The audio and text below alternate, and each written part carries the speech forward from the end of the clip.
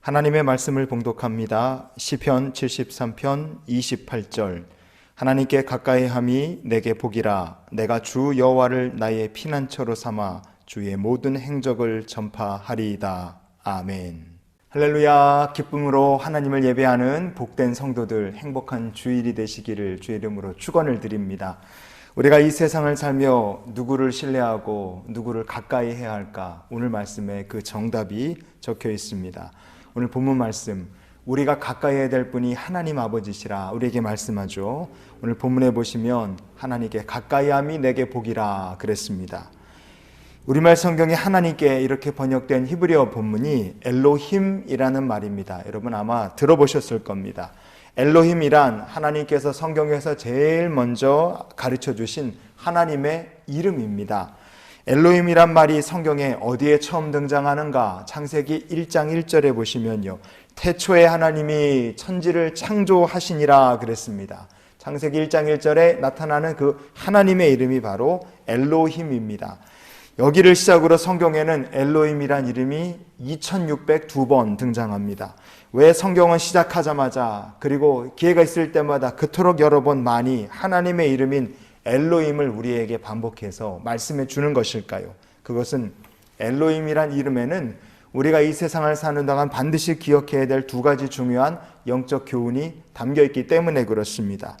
엘로힘이란 하나님의 이름에 담긴 의미가 무엇인가? 첫째, 창조주라는 뜻이 있고, 둘째, 심판자라는 뜻이 있습니다. 그래서 세상을 지으신 창조주 하나님이시고 우리를 심판하실 심판의 하나님이 바로 엘로힘 하나님의 이름에 담긴 뜻입니다.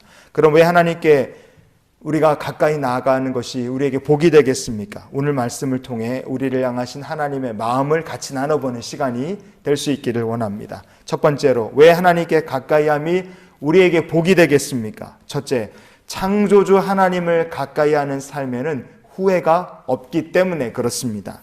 우리가 세상에서 가장 가까이 하려고 애쓰고 한 번이라도 더 만나뵈려고 힘써야 할 분이 누구신가? 바로 세상을 지으신 창조주 하나님이십니다. 세상 사람들은요, 은근히 자기가 유명한 사람 안다, 힘 있는 사람, 높은 사람을 안다, 그러면 그거를 자랑하고 그거를 가지고 위세를 떱니다.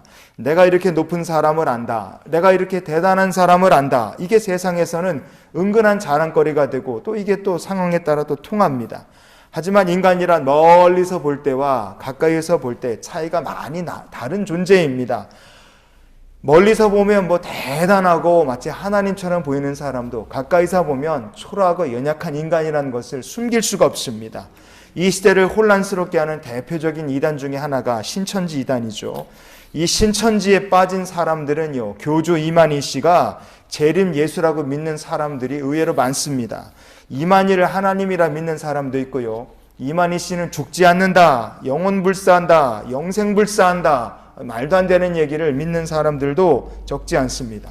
하지만 신천지에서 탈퇴한 사람들이라든지 아니면 지금 신천지를 나와서 이 신천지에 있는 사람들, 미혹됐던 사람들을 돕는 상담소에서 일하는 사람들, 그런 분들이 공통적으로 하는 얘기가 뭐냐? 이만희 씨는 재림 예수가 아니다, 이만희 씨는 불사, 죽지 않는 존재가 아니다, 이런 얘기들을 공통적으로 합니다. 성도 여러분, 이만희 씨는 재림 예수도 아닙니다. 그건 반드시 죽게 돼 있어요.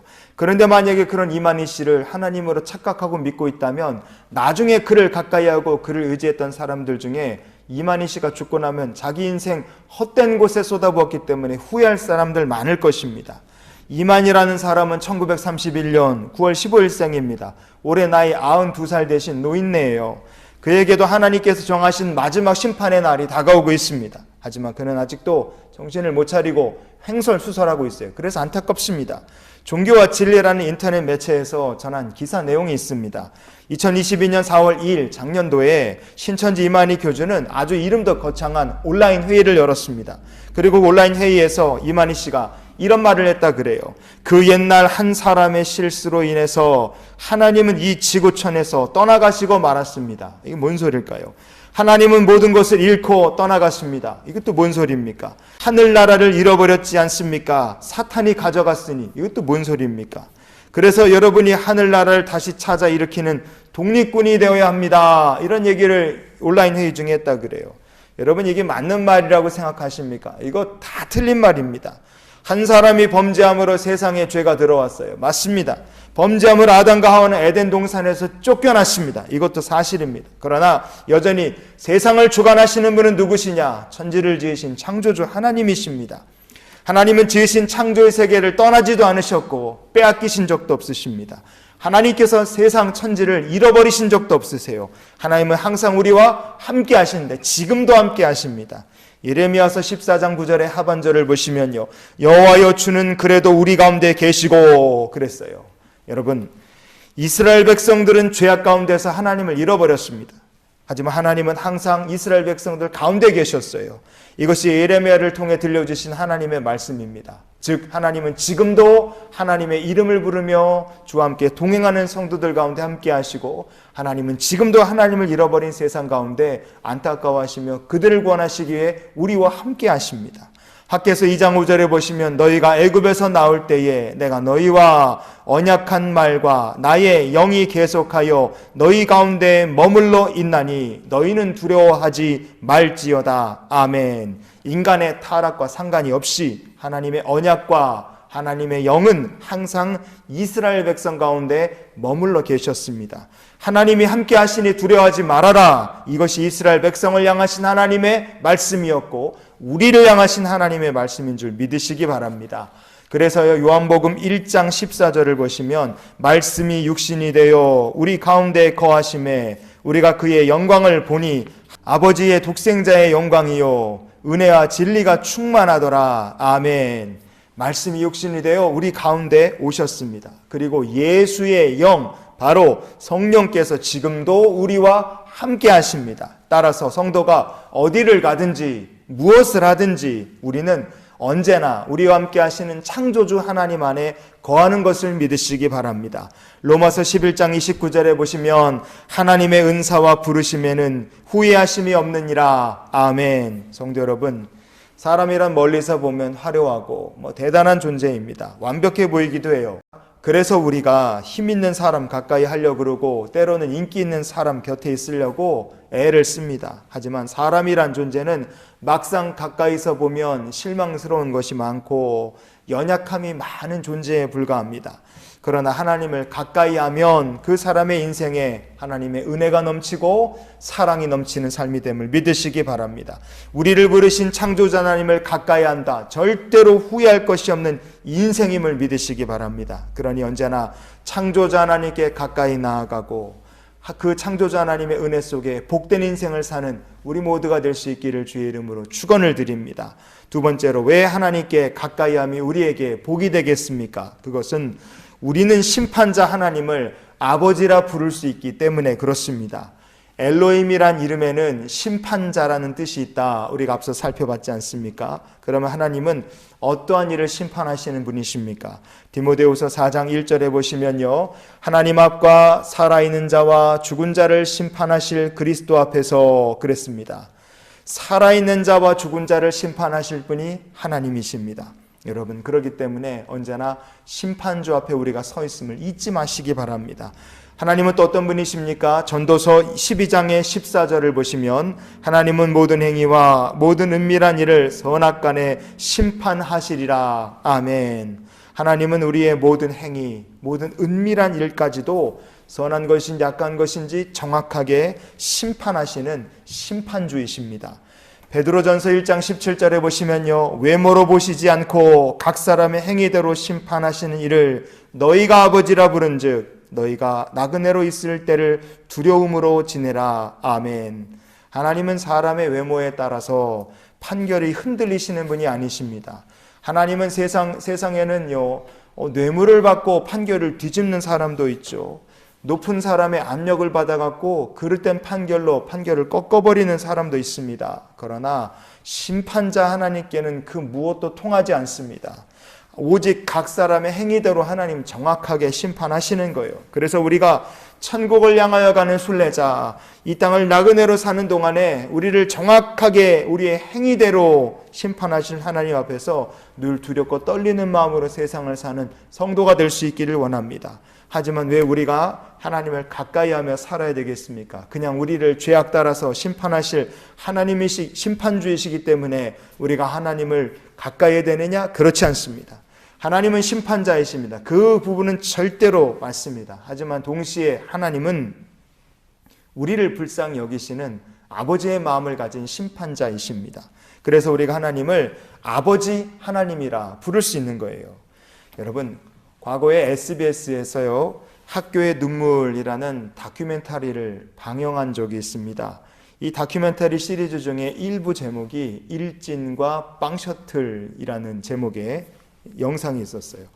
여러분, 거기에 보시면요, 그 소년범, 죄짓고 이제 재판받으러 온 소년범들을 이제 법정에서 재판하는 판사가 나오시는데 막 일진 학생들한테 혼을 내면서 호통을 치는 판사의 모습이 나옵니다. 그분이 천정호 판사라는 분이세요.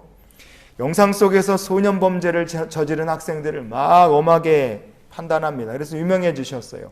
그 범죄를 저지른 애들이 막 한 번만 봐달라 싹싹 빌고 잘못했다 다시는 안 그러겠다 그래도 애원을 하지만 천정호 판사가 단호하게 얘기합니다. 이렇게 말해요. 안 돼! 안 바꿔줘! 바꿀 생각 없어! 빨리 돌아가! 이렇게 아주 그냥 단호하게 다 끊어서 애들에게 판단을 탁 내립니다.